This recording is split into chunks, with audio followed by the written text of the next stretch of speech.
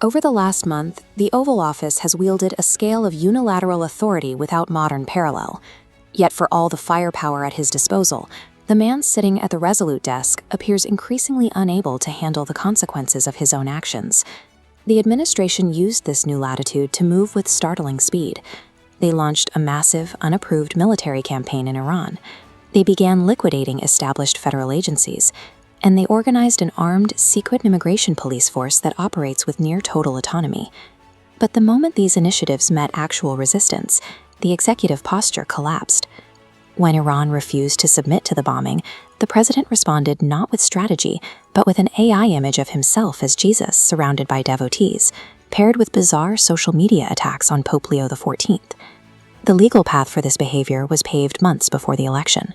The Supreme Court handed the president the reins of a unitary executive, clearing the way for an administration free from the constraints of traditional oversight. This power was immediately turned against the state itself. Through the Department of Government Efficiency, figures like Elon Musk and Budget Director Russell Vought began dismantling the federal bureaucracy piece by piece.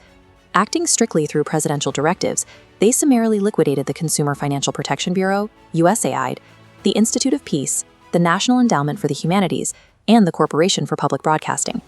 Meanwhile, White House Deputy Stephen Miller used the administration's court-sanctioned authority to build a roving secret police of armed immigration agents, designed to remove as many people from the country as possible, regardless of legal status.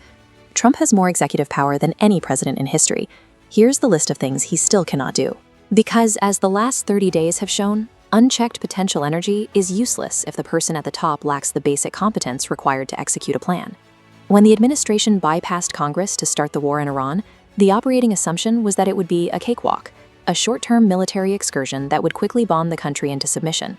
His own intelligence agencies told him Iran would not be a cakewalk before he launched the war. Here is what they said.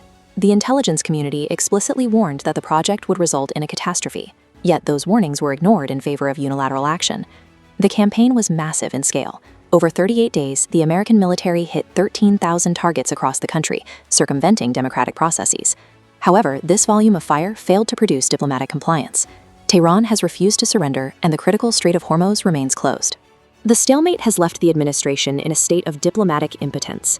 Vice President J.D. Vance recently returned home empty-handed after 21 hours of intense talks in Pakistan, unable to find a way out of the crisis.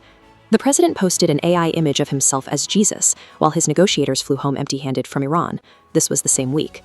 Raw military firepower cannot compensate for an executive who lacks the skill and patience to find a strategic resolution.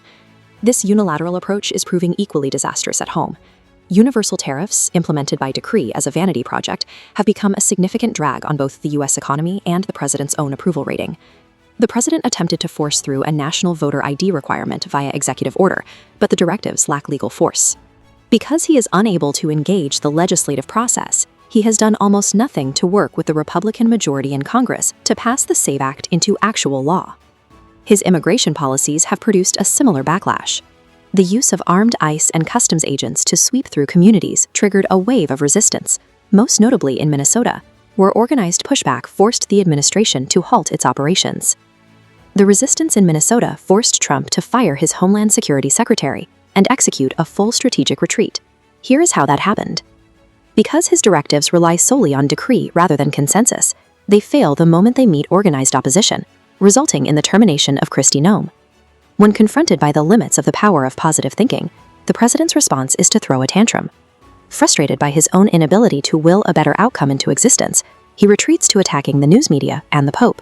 This behavior stands in stark contrast to presidents like Franklin Roosevelt, who understood that durable power is a partnership. Roosevelt worked in conjunction with congressional majorities, knowing that collaboration is necessary to build a lasting legacy. The scale of this failure is clear. The executive bypassed Congress, hit 13,000 targets, and decimated the Iranian military. Yet despite that force, the strait remains closed, the nuclear program remains intact, and the administration's negotiators are returning home with nothing. We are witnessing a president who holds the most powerful office in human history, but who lacks the capability to convert that power into a single political or diplomatic victory. Historical strongmen believed that concentrated authority built stronger nations, yet this president is losing a war, an economy, and his own self-control. If unlimited power cannot save this presidency, what exactly was the point of seizing it?